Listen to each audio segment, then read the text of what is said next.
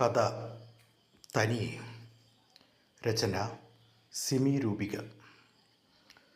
സുമേഷിൻ്റെ പ്രണയാർദ്രമായ മിഴികൾ അവളെ വീണ്ടും തഴുകി. ഇന്നവൾ പുളകിതയായില്ല. ശിഖ, നീ എന്നെ മറന്നു. അവൾ ദൂരേക്ക് അലസമായി നോക്കി നിന്നു. എടോ, വിവാഹം കഴിഞ്ഞാലും എൻ്റെ ഹൃദയത്തിൽ നീ മാത്രമേ ഉണ്ടാകൂ. പ്രണയിക്കാൻ ആരുടെയും അനുവാദം വേണ്ട, പക്ഷേ വിവാഹം കഴിക്കാൻ അത് വേണമല്ലോ.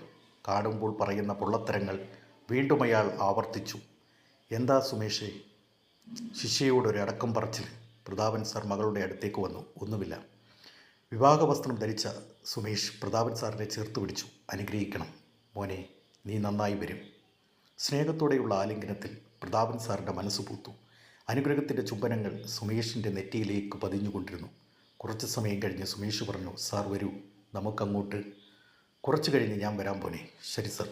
അലസമായി നിൽക്കുന്ന ശിഖയെ ഒന്ന് നോക്കിയിട്ട് സുമേഷ് നടന്നു. സുമേഷിൻ്റെ വിവാഹവേദിയിൽ രാജാവിനെ പോലെ അച്ഛൻ തിളങ്ങി നിൽക്കുന്നു. പഠിപ്പിച്ചു വലുതാക്കിയവൻ്റെ മാംഗല്യമല്ലേ തിളങ്ങട്ടെ. അവളുടെ മനസ്സിൽ അച്ഛനോടും അരിശം പടർന്നു കയറി. മോളെ, പോയിരിക്കൂ, അച്ഛൻ എല്ലാവരെയും ഒന്ന് കണ്ടിട്ട് വരാം, പ്രതാപൻ സാർ പറഞ്ഞു. എൻ്റെ കൂടെ ചെറിയതുറ UPS സ്കൂളിൽ പഠിപ്പിച്ച രബ ടീച്ചറുടെ മകളാണ് വധു. കോടീശ്വരന്മാരാണ് അവൻ്റെ ഭാഗ്യം. എന്താ മോളെ, അവൻ്റെ കാര്യം പറയുമ്പോൾ നിനക്കൊരു സന്തോഷമില്ലായ്മ? എന്തെങ്കിലും പ്രശ്നമുണ്ടോ? ഒന്നുമില്ല. അസൂയ. പഠിക്കാൻ കഴിവില്ലാത്ത നീ എന്തിന് അസൂയപ്പെടണം? വികൃതമായ ചില ഭാവങ്ങൾ പ്രതാപൻ സാറിൻ്റെ മുഖത്ത് തിങ്ങി നിറഞ്ഞു. നാണം കെടുത്താൻ പിറന്ന ഒന്ന്. രോക്ഷത്തോടെ അച്ഛൻ നടന്നു പോകുന്നത് ശിഖ നോക്കി നിന്നു. പദവിയില്ലാത്തവൻ വെറും പൂജ്യം, അവൾ അറിയാതെ പറഞ്ഞുപോയി. കാലുകൾക്ക് കനം വെച്ചപ്പോൾ ആഡംബര വിവാഹപ്പന്തലിലെ ഒരു കോണിലെ കസേരയിൽ ഏകാഗിയായി അവളിരുന്നു.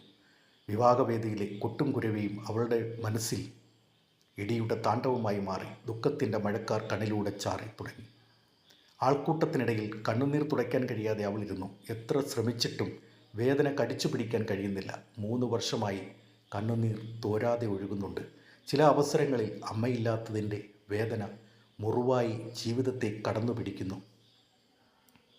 അമ്മയ്ക്ക് അർബുദം പിടിപെട്ടെന്നറിഞ്ഞ നാൾ മുതൽ വീട് നിശബ്ദമായിരുന്നു. വേദനിച്ചു കരയുന്ന അമ്മയുടെ അടുത്ത് പോയി തലോടി അവളിരിക്കും. സ്കൂളിൽ പോകാതിരിക്കുന്ന അവളോട് അമ്മ പറയും, നന്നായി പഠിച്ചു ജോലി വാങ്ങണം, മോള് സ്കൂളിൽ പോയിട്ട് വാ. അമ്മയ്ക്കൊന്നുമില്ല, ഞാൻ പോകില്ല, അമ്മയെ വിട്ട് ഞാൻ എങ്ങും പോകില്ല. വേദനയുടെ ലോകത്തു നിന്നും അമ്മ മറഞ്ഞപ്പോൾ അമ്മച്ചൂടില്ലാത്ത പക്ഷിക്കുഞ്ഞിനെ പോലെ അവൾ നീറി. തീരാവേദന സമ്മാനിക്കുന്ന ഭ്രാന്ത് ജീവിതത്തിന് നീറ്റുന്ന കനലാണ്. അവിടെ താങ്ങില്ലാതെ പോയാൽ മണ്ണിലലിയാൻ മാത്രം അവർ വിധിക്കപ്പെടുന്നു. എന്നാൽ ഇവിടെ താങ്ങായി വരാൻ ദൈവം 2 പേരെ ഏൽപ്പിച്ചു. പ്രതാപൻ സാറിൻ്റെ അകന്ന ബന്ധുവും പ്രിയ ശിഷ്യയുമായ സുമേഷും അമ്മ ലതയും. ശിഖ, നീ ഇങ്ങനെ പഠിക്കാതിരുന്നാൽ എന്തു ചെയ്യും? ചേട്ടൻ പറയുന്നതനുസരിക്കൂ. അവൾ തേങ്ങിക്കരയും. ഇങ്ങനെ ചേട്ടനെ വിഷമിപ്പിക്കരുതേ, എനിക്ക് സങ്കടം വരും. കണ്ണു തുടച്ചോളൂ. കണ്ണുനീർ തുടയ്ക്കാതെ തേങ്ങുന്ന അവളുടെ കവിൾത്തടങ്ങളെ തഴുകി അയാളുടെ കൈത്തലങ്ങളെത്തും. മോള് ഈ പാല് കുടിച്ച് ലത പാലുമായി എത്തും. എനിക്ക് വേണ്ട. പഠിക്കണ കുട്ടികൾ പാല് കുടിക്കണം. അങ്ങനെ അമ്മ എന്ന രൂപം മനസ്സിൽ നിന്നും മായാൻ തുടങ്ങി. പുതിയ സ്വപ്നങ്ങൾ, പുതിയ ജീവിതം. വൈകുന്നേരങ്ങളിൽ സുമേഷും ലതയും വീട്ടിലേക്ക് പോകുമ്പോൾ രാത്രിക്ക് ഒരുപാട് നീളമുണ്ടെന്ന് അവർക്ക് തോന്നും. 10ാം ക്ലാസ്സിലെ പരീക്ഷയ്ക്കിടയിൽ കുസൃതികളിലൂടെ വിജ്ഞാനത്തിൻ്റെ നൂലുകൾ കോർക്കുന്നിടത്തു നിന്ന് അവരുടെ മനസ്സിലെ ഉള്ളാഴങ്ങളിലേക്ക് കാമദേവൻ്റെ അമ്പുകൾ പൊരുത്തുവെച്ചു. ആയില്യങ്കാവിൽ സർപ്പപ്പാട്ടുകളുടെ ധ്വനി ഉയരുമ്പോൾ ആ യുവനയനങ്ങൾ ഇടഞ്ഞുകൊണ്ടിരുന്നു. വിദ്യ പ്രണയം കൊണ്ട് ചുവന്നപ്പോൾ സരസ്വതീ കടാക്ഷമില്ലാതെയായി. ആയില്യങ്കാവിലെ ഉത്സവരാവിൽ ഗാനഗന്ധർവന്മാരുടെ മധുരശബ്ദം പ്രകൃതിയിൽ അലിഞ്ഞു ചേരുന്ന നേരം അവരുടെ പ്രണയം പൂത്തുലഞ്ഞു. നായവൻ കാലൻ്റെ പടച്ചട്ടയടിഞ്ഞു. രാഗം മാംസ നിബദ്ധമായി. ഇനി പ്രണയത്തിന് ശക്തിയില്ല. അകൽച്ചയുടെ ആഴം കൂടിക്കൊണ്ടേയിരുന്നു. പിന്നീട് സുമേഷും അമ്മയും പ്രതാപൻ സാറിൻ്റെ വീട്ടിൽ വരാതെയായി. അവളുടെ 10ാം ക്ലാസ്സിലെ സർട്ടിഫിക്കറ്റിൽ പ്രണയം തീർത്ത ചുവന്ന മാർക്കുകൾ രേഖപ്പെടുത്തിയത് കൊണ്ട് തന്നെ പിന്നെ പഠിക്കാനും തോന്നിയില്ല. സെക്രട്ടേറിയറ്റ് അസിസ്റ്റൻ്റായി ജോലി കിട്ടിയ വിവരം സുമേഷ് പ്രതാപൻ സാറിനെ ധരിപ്പിക്കാൻ വന്ന ദിനം അന്നും അയാളുടെ പ്രണയാർദ്രമായ നോട്ടങ്ങൾ അവളെ തഴുകി.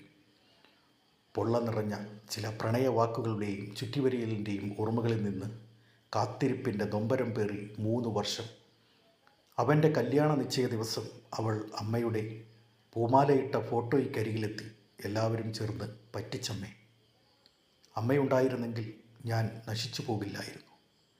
തേങ്ങിക്കരയുന്ന അവളുടെ അരികിലേക്ക് അമ്മയുടെ മണമുള്ള ചെറുകാറ്റ് വീശി. വിവാഹപ്പന്തലിൽ പൊന്നിട്ട് മൂടിയ വധുവിനോടൊപ്പം സുമേഷ് സന്തോഷം പങ്കിടുന്നു. ആശംസകൾ അർപ്പിക്കാൻ വരുന്നവരുടെ എണ്ണം കൂടി വന്നു. നിരാശയുടെ ചൂടുകൊണ്ട് ശിഖയുടെ ശരീരം വിയർത്തു കുളിച്ചു. വേദനകളുടെ ധൂമങ്ങൾ ചുറ്റിലും പടർന്നപ്പോൾ അവൾ അവിടെ നിന്ന് പുറത്തേക്കിറങ്ങി. അച്ഛനെ ഇവിടെ കാണുന്നില്ലല്ലോ, അവൾ ചിന്തിച്ചു. ഒരിക്കലും മകളുടെ വേദന അറിയാത്ത അച്ഛൻ, സ്വന്തം സുഖത്തിനും സമാധാനത്തിനും പ്രാധാന്യം കൊടുക്കുന്ന അച്ഛൻ. അല്ലെങ്കിൽ അച്ഛനെ പറഞ്ഞിട്ടെന്താ, എല്ലാം എൻ്റെ തെറ്റ്. അവളൊരു ഭ്രാന്തിയെപ്പോലെ പിറുപിറുത്തു. അവൾ റോഡിലേക്ക് നടന്നു. ഞാനാര്? സർവവും നഷ്ടപ്പെട്ട പെണ്ണ്. തേങ്ങലിന് ആക്കം കൂടി, നീരൊഴുകി, കണ്ണുകളുടെ കാഴ്ച മങ്ങി. തല കറങ്ങുന്നത് പോലെ തോന്നി. തിരക്കുള്ള റോഡിലൂടെ വേഗത്തിലോടുന്ന ശകടങ്ങളും അവയുടെ ശബ്ദവും അവൾക്ക് അന്യമായി. വാഹനങ്ങൾക്കിടയിലൂടെ അവൾ തളർന്നു വീണു. ശകടചക്രങ്ങൾ ശരീരഭാഗങ്ങളെ ചതച്ചു. രക്തം വാർന്നൊഴുകുമ്പോഴും ആ ചുണ്ടുകൾ ചലിച്ചുകൊണ്ടിരുന്നു. പഠിക്കണം, വലിയ ജോലി വാങ്ങണം, പ്രതികാരം ചെയ്യണം. ഇവിടെ അവസാനിക്കുന്നു കഥ.